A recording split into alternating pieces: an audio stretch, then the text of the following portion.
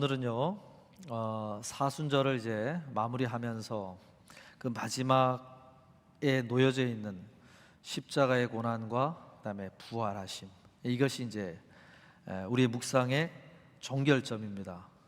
그리고 그 부활하신 주님을 우리가 다시 기다리고 있고, 그리고 다시 배워야 될 그 분이라고 할 수가 있습니다. 그래서 종려주일은 사순절의 기간을 통해서, 우리가 새벽 기도의 시간을 통해서는 예수님이 가신 길이라는 주제로 예수님이 사역을 시작하시면서부터 어떻게 이제 사역을 마무리해 가시는지 이렇게 묵상을 해왔고, 주일 예배 때는 그렇게 해서 생겨난 교회에 대한 말씀들을 계속 나누었고, 사실은 교회에 대한 사도행전의 말씀을 나누면서 묵상한 주님은 부활하신 이후에 나타나시고 개입하신 주님에 대한 묵상을 했다고 한다면, 새벽 기도의 시간은 어떻게 보면 사순절에 맞춰서 묵상을 해왔다고 할 수 있어요. 그렇게 해서 보면은 예수님이 사역을 하는 동안에 처음에는 뭐 예루살렘에 내려간다고 해도 알아보는 사람 한 명도 없었고, 그저 조용히 가서 예수님이 하실 일들을 하셨다고 볼 수 있는데, 이제 3년 동안 예수님의 이름이 이스라엘 전역에 널리 알려진 것이죠. 그러다 보니까 명절을 특별히 유월절을 다시 지키기 위해서 갈릴리 지역에서 예루살렘으로 이제 내려오시는 그런 여정길에 예수님이 예루살렘으로 오신다는 소식을 들은 이들이 입으로 전파되어 이제 기다리고 있었던 사람들이 있었던 것이죠. 그러면서 예수님이 이제 예루살렘에 들어오신다고 하니까 사람들이 기다렸다가 예수님을 맞이하는 장면, 그 장면이 종려주일에 묵상하는 오늘 본문 말씀이라고 할 수가 있습니다. 그들은 아주 열렬히 환호를 했어요.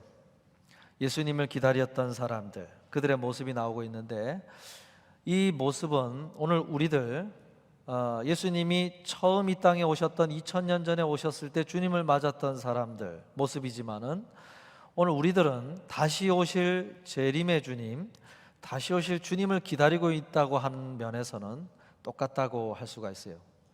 그런 면에서 우리가 예수님을 맞이하면서 정말로 그 약속대로 내일이라도 오신다면 어떻게 맞아야 될 것인가, 이것을 생각할 때에 오늘 본문 말씀을 보면서 2000년 전에 그들은 예수님을 어떻게 맞이했는가, 이걸 보면서 우리가 좀 지혜를 얻을 수가 있는 거죠. 그래서 오늘 모습을 좀 몇 가지를 살펴보기를 원하는데요, 오늘 본문을 보니까 무리들이 아주 열렬히 환호를 하면서 특이하게 뭔가를 가지고 나왔다고 소개를 하지요. 본문 12절 13절에 보니까 그 이튿날에는 명절에 온 큰 무리가 예수께서 예루살렘으로 오신다는 것을 듣고 종려나무 가지를 가지고 맞으러 나가, 그래요. 예수님을 맞이할 때 그냥 나간 것이 아니라 종려나무 가지를 들고 나왔다 그랬어요. 의도적으로 그걸 준비해서 나왔다는 거죠. 이게 무슨 상관이 있을까, 우리가 질문해 볼 수 있어요. 오늘도 보면은 우리 팜트리, 종려나무, 팜나무의 그 가지를 우리 미국 교회가 이렇게 장식을 해 놨습니다. 이 가지를 들고 나왔다는 것이 우리랑 무슨 상관이 있을까? 상관이 있지요. 밤모섬에 유배되었던 사도 요한이 요한계시록의 말씀을 이제 환상 중에 그것들을 보게 될 때에 어떤 장면을 보느냐? 요한계시록 7장 9절에 보니까 이 일 후에 내가 보니 각 나라와 족속과 백성과 방언에서 아무도 능히 셀 수 없는 큰 무리가 나와 흰 옷을 입고 손에 종려가지를 들고 보호자 앞과 어린 양 앞에 서서, 그래요. 그러니까 환상 중에 하늘 문이, 큰 문이 열려서 올라오라는 소리를 듣고 올라가서 봤더니 천상에서 벌어지는 어떤 천상의 성전, 천상의 어떤 교회를 이룬 이들이 어린 양 되신 예수 그리스도 앞에 나아가 서는데, 뭘 들고 섰느냐? 종려가지를 들고 서더라. 분명히 이 땅에 있는 종려나무 가지를 들고 간 거는 아니잖아요.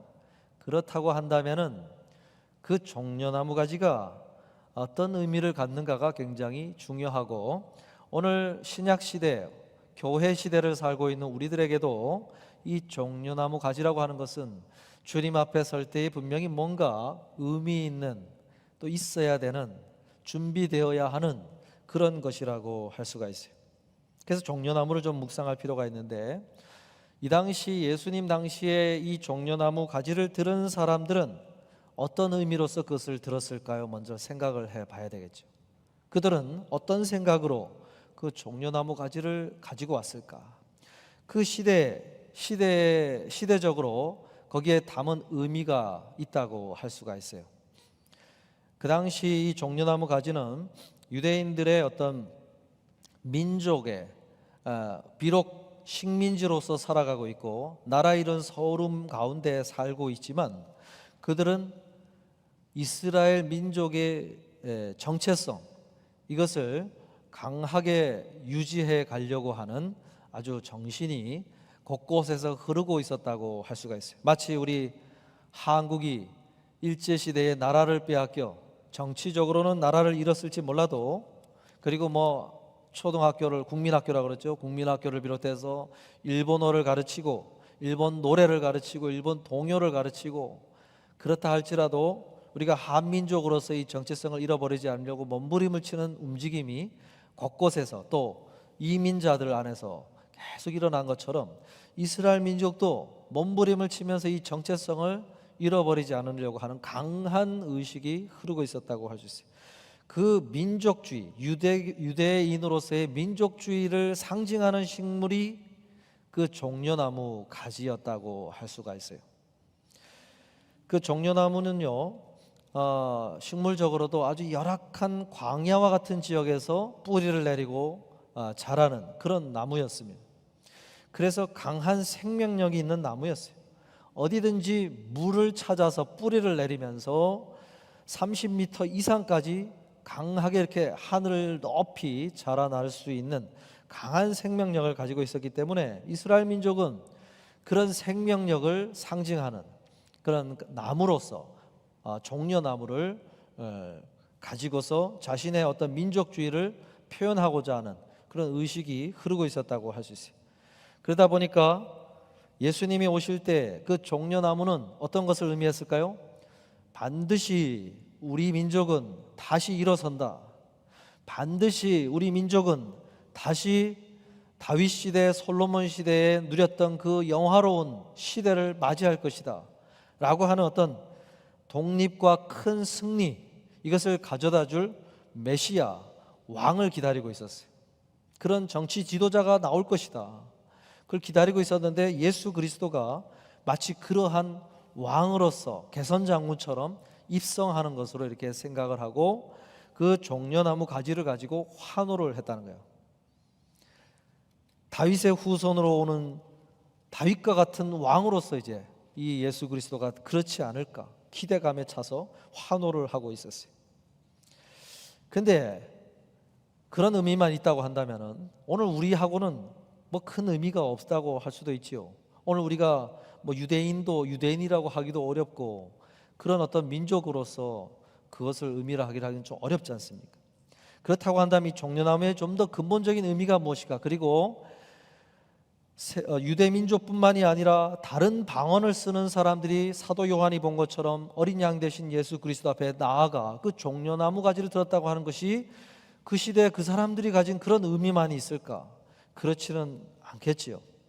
그래서 우리가 이 종려나무의 의미를 알기 위해서 이스라엘 그 초창기 역사 속에서 이 종려나무가 갖는 의미를 찾아보기 위해서 좀 살펴볼 필요가 있어요. 그러다 보니까 어떤 것을 알 수 있냐면, 이스라엘 백성들이 이집트에서 민족을 형성하고 이제 모세를 중심으로 애굽의 노예를 떠나 노예살이를 청산하고 이제 이스라엘이라는 이름으로 민족의 역사를 시작을 할 때, 그때 가만히 보면 이스라엘 사람들이 이 초막절, 그 시대를 기념을 할 때 초막절을 보내게 되는데, 집 근처라든지 집 마당에 또 이렇게 초막이라는 광야 시대의 시절을 떠올릴 수 있는 그 초막집을 짓는 때 이 종려나무 가지를 사용해서 초막을 짓게 되어 있어요. 그러니까 광야 시대와 연관되는 것이 그 종려나무 가지라고 할 수 있어요. 그런데 그 종려나무가 어디에 등장하는가 봤더니 출애굽기 15장 27절에 보면은 이스라엘 민족이 처음으로 어려움을 마주했던 곳이 있는데 그게 마라라고 하는 곳이 있어요. 이제 홍해를 건너서 광야로 들어간 여정을 시작할 때 처음으로 맞이했던 어려움이 거기서 있었어요. 갈증이 나고 막 어려움이 생기는데 물인가 보다 하고 봤더니만은 마실 수 없는 쓴물이 있는 그 지역, 그게 마라라고 하는 지역이었어요. 그때 막 불평을 하고 원망을 하고 이스라엘 백성들 안에 동요가 일어났어요. 그 여정을 진행하기 어려울 정도의 큰 동요가 일어났어요. 그래서 그 어려움을 겪고 나서 6마일을 조금 더 내려갔을 때 맞이했던 곳이 엘림이라고 하는 곳이 있어요. 엘림. 그 엘림이 어떤 곳이냐? 출애굽기 15장 27절에 보면은 그들이 엘림에 이르니 거기에 물샘 12과 종려나무 70그루 70그루가 있는지라 거기서 그들이 그 물 곁에 장막을 치니라 그래요. 처음으로 마주했던 마라를 지나 마주했던 곳이 마실 수 있는 물 웅덩이가, 큰 웅덩이가 12개가 놓여져 있고 70그루의 팜나무, 종려나무가 이루고 있는, 그늘을 이루고 있는 그 지역을 도착을 했다는 거예요. 그러니까 이 엘림에서 이제 종려나무가 등장을 하는데 이 종려나무는 그런 면에서 어떤 의미를 갖냐면은 마라라고 하는 큰 시험과 어려움 속에서도 하나님이 자신들을 인도해 가신다고 하는 사실을 믿고 그 어려움을 극복해낸 하나님의 자녀들이 만난 곳이 팜나무, 종려나무고 거기서 갖게 된 가지가 종려나무 가지라고 하는 거예요. 자, 여기서 우리는 이제 좀 우리와 연관된 의미를 가질 수가 있어요. 종려나무 가지는 어떤 의미를 갖느냐? 그것은 여러 삶의 고난과 불신앙의 자리들을 지나 그것을 극복해낸 자들, 그것을 지나면서도 신앙을 버리지 않고 믿음을 버리지 않고 하나님이 우리를 지키시고 인도하시고 우리를 버리지 않을 것이라고 하는 그 소망을 붙들고 만난 그 신앙 고백의 자리, 거기서 갖게 된 것이 종려나무 가지고 그 종려나무 가지를 가진 이가 어린 양 되신 예수 그리스도 앞에 그 발 앞에 종려나무 가지를 놓으면서 주님 앞에 서는, 그것이 사도 요한이 보았던 천상에서 이루어진 모습이라고 할 수 있어요. 여러분, 성경에 앞서서 하나님의 사람들로 살아갔던 사람들은 그런 면에서 다 종려나무 가지를 가졌던 사람들이라고 할 수 있어요. 요셉이 어떻습니까? 요셉이 애굽의 총리로 정말 별안간 뜻밖의 왕이 불러서 가봐서 하나님이 알려준 대로 꿈을 해석해 줬더니 너와 같은 자가 어디 있겠느냐? 너를 이 땅에서 가장 높이 세워 이 땅을 다스리게 할 것이라 하면서 총리로 갑자기 별안간 세워졌을 때 이 요셉의 주마등처럼 스쳐 지나간 옛 기억이 어떤 기억들이었어요? 노예살이, 억울한 노예살이, 옥살이, 이런 정말 입에 담을 수 없는 그런 상처가 된 그런 어린 시절에 겪어야 된 힘들고 어려운 시절에서도 그가 어떻게 보냈습니까? 보디발의 아내가 성적인 유혹을 해올 때 내가 어찌 하나님 앞에 득죄하리요? 그 하나님을 기억하면서 신앙을 지키려고 했던, 중심을 지키려고 했던 그런 사람이었어요. 그렇게 걸어온 요셉이 지나오다 보니까 내가 그때 하나님 앞에 그 믿음을 저버리지 않고 인생을 포기하지 않고 걸어갔던 것, 그것이 하나님 앞에서 내어놓을 수 있는 그의 어떤 종려나무 가지, 그것을 가졌다고 할 수 있어요. 다윗은 어떻습니까? 정말 끝날 것 같지 않았던 지긋지긋한 도피 생활, 도망자 생활, 이리 갔다가 쳐들어온다는 소식에 저리 가고 저기 갔다가 쳐들어온다는 소식에 저리 가고 자신의 가족들을 포함해서 수백 명의 사람들이 함께 움직여 다니는 그 지긋지긋한 도피 생활을 어느 순간 사울이 전장에서 전사했다는 소식과 함께 유대 사람들이 자신을 왕으로 세우기 위해서 찾아오고 이스라엘 사람들이 자신을 왕으로 세우겠다고 찾아오는 그 순간을 맞이하면서 그 고난의 시간들이 주마등처럼 스쳐 지나가지 않았어요. 그러는 가운데서도 내가 하나님을 붙들고 시편의 그 고백들을 써내려가며 그렇게 지나온 그것이 바로 다윗이 하나님 앞에 내어놓는 종려나무 가지였다고 할 수가 있어요. 여러분, 그런 면에서 우리는 이 종려나무 가지를 가진 자가 되어야 됩니다. 다시 오실 주님을 맞이할 때 그 종려나무 가지를 주님 발 앞에 내어놓을 수 있는 자가 되어야 된다는 거예요. 사도 요한은 그걸 봤어요.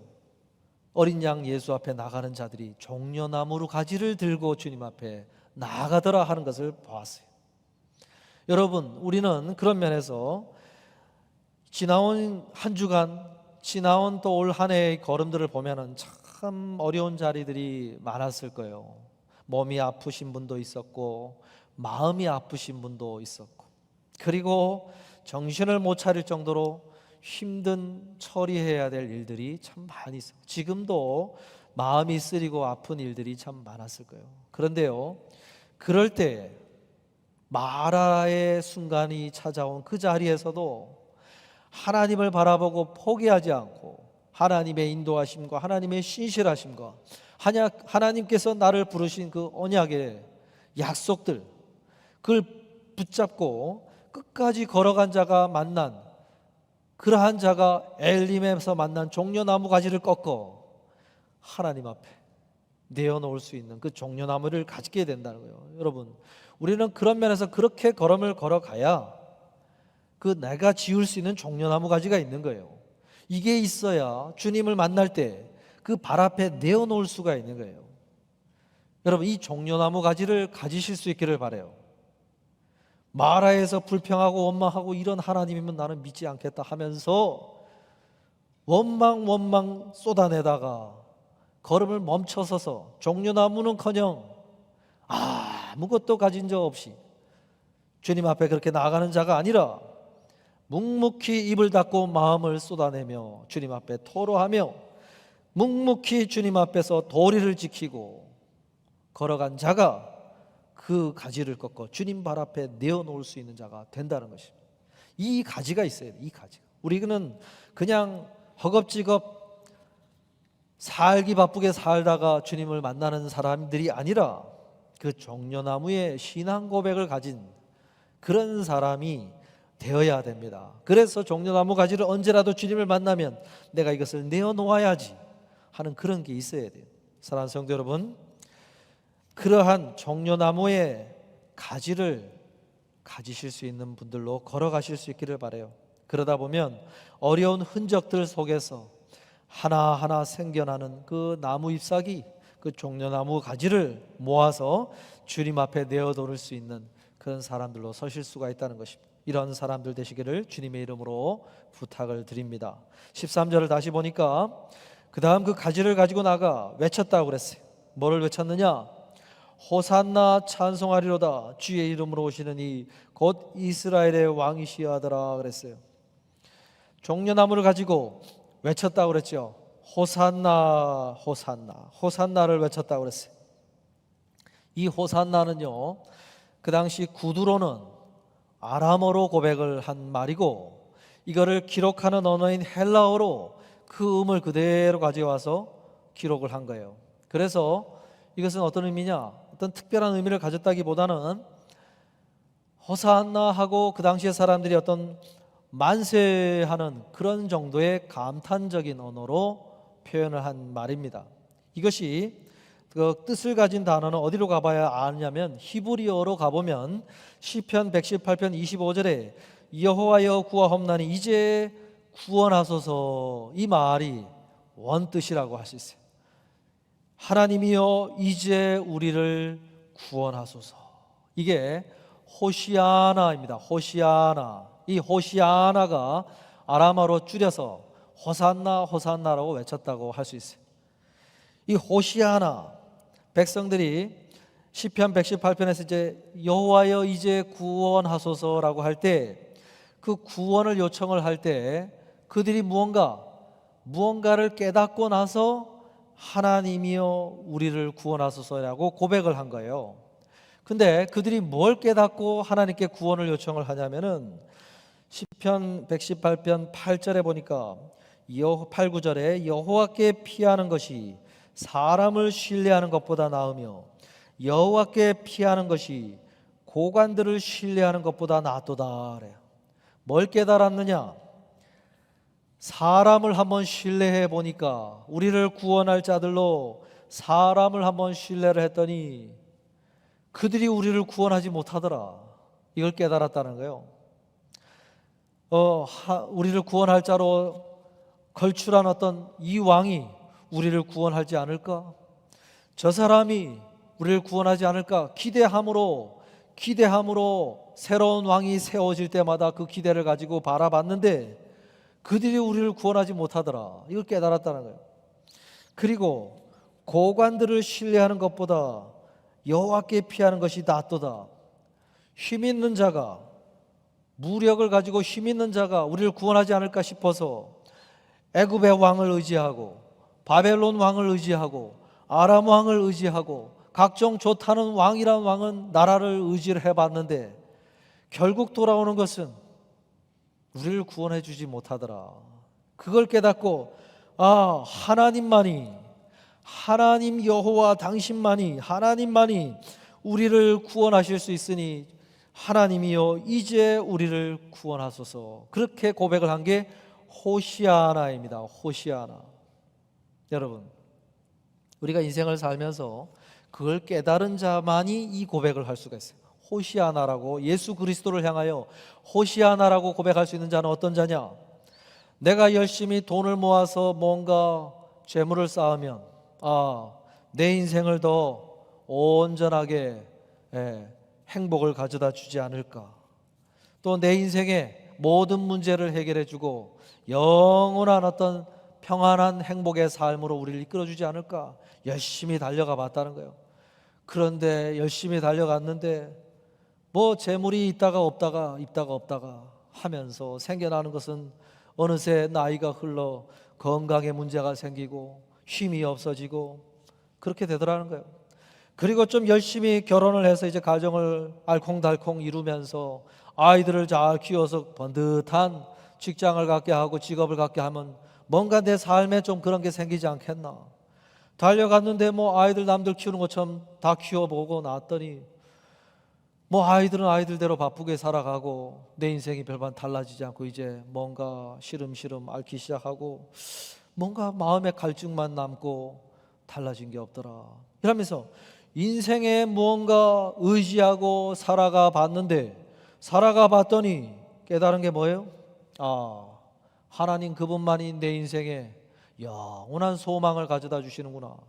그걸 깨달은 자가 호시아나, 이 고백을 가질 수가 있다는 거예요. 여러분, 어떤 분은 아직 열심히 그러한 과정에 들어서서 열심히 앞뒤 안 가리고 달려가고 있는 그러한 지점을 지나고 있는 분도 있고, 이제는 뭐 정말 인생에 어느 정도 이제 마무리 단계에 하고 계시면서 이 호시아나, 이 고백을 정말 순간순간 하나님 앞에 드리는 그런 분들도 있을 수가 있어요. 그런데요, 분명한 것은 주님 앞에 우리가 나아갈 때 이 호시아나가 나오려면은 뭘 깨달아야 되느냐? 여호와께 피하는 것이 사람을 신뢰하는 것보다 나으며 여호와께 피하는 것이 고관들을 신뢰하는 것보다 낫도다. 이것을 깨달은 자가 고백할 수 있는 고백이 호시아나입니다. 그리고 그걸 깨달은 자가 예수 그리스도를 향하여 이 고백으로 주님을 맞이할 수 있다는 거예요. 그분을 만날 수가 있다는 거예요. 여러분, 이 고백이 있으시기를 바랍니다. 그래서 내 인생의 가장 귀한 분으로, 가장 의지할 분으로, 가장 신뢰할 분으로, 그리고 마지막까지 내가 붙들 수 있는 영원한 반석되고 의지가 되는 분으로 그 예수 그리스도를 고백하실 수 있기를 바라요. 그게 있어야 됩니다. 그게 있는 분이 호시아나라는 이 고백을 가지고 주님 앞에 설 수가 있는 거예요. 말씀을 마무리하려고 하는데요, 제가 2020년도에 그 책을 하나 쓰신 정대진 씨의 하나님 저 잘 살고 있나요라는 그 책 제목을 하나 가진 책을 한번 봤더니, 그분이 예수 동행일기라고 하는 그 선한 목자교회 이제 원로 목사님 되신 그 유기성 목사님, 그분이 그 예수 동행일기라고 하는 그 책에서 도전을 받고 자기도 한번 실천을 해봤다는 거예요. 그러면서 하루의 말씀을 읽고 그 말씀에서 주시는 말씀을 따라 하루를 살아가고, 그 다음에 그 하루 사는 것 가운데 경험한 것을 일기식으로 SNS에 글을 남기기 시작했는데, 그걸 모아가지고 한 6개월 동안 남긴 것을 모아가지고 책으로 낸 거예요. 거기서 이사야서 12장 2절의 말씀을 읽은 다음에 그가 무엇을 경험을 했고 자신의 말로 어떻게 썼는지 고백을 하면서 그걸 썼는데, 이사야서 12장 2절의 말씀이 그런 거예요. 보라, 하나님은 나의 구원이시라. 내가 신뢰하고 두려움이 없으리니 주 여호와는 나의 힘이시요 나의 노래시며 나의 구원이심이라 그랬어요. 이 말을요, 하루를 지나고 자기 말로 이렇게 썼어요. 제목이 주님 앞에서 울면이라는 타이틀이에요. 힘내라는 위로의 말을 들으려 하기보다 내 힘이 되신 주님을 찾자. 나의 무력함으로 인해 실망하기보다 나의 힘이 되신 주님으로 인해 소망을 품자. 나의 약함이 오히려 주님이 일하실 수 있는 통로가 될 수 있다면 주님 앞에서는 늘 어린아이 울보가 되자. 이사야서 12장 2절의 말씀을 하루 종일 품고 다녔더니 이런 묵상이 나왔다는 거예요. 여러분, 우리도 이러한 고백이 있었으면 좋겠어요. 주님 앞에서는 늘 어린아이 울보가 되자. 선지자 중에 울보가 된 선지자가 있습니다. 울음이 그치지 않아서 눈물의 선지자, 이름이 붙었어요. 누굴까요? 예레미야입니다. 예레미야. 그는 참 불행한 시대에, 어떻게 보면 불행한 시대에 태어나서 하나님께 부름을 받은 선지자로 살았습니다. 남유다가 멸망을 당하던 시대, 그 시대에 태어나서 40년 동안 외치면서 눈물이 났어요. 예레미야 9장 1절에 어찌하면 내 머리는 물이 되고 내 눈은 눈물 근원이 되고 죽임을 당한 딸 내 백성을 위하여 주야로 울리로다.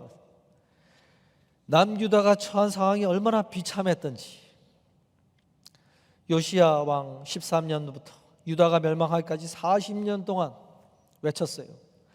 우상 숭배에서 돌아서서, 밀곰을 버리고 바알 숭배에서 돌아서서, 아세라를 섬기는 것에서 돌아서라. 그래서 하나님께로 돌아오라 외쳤어요. 돌아오지 않으면 하나님이 진노하실 것이다.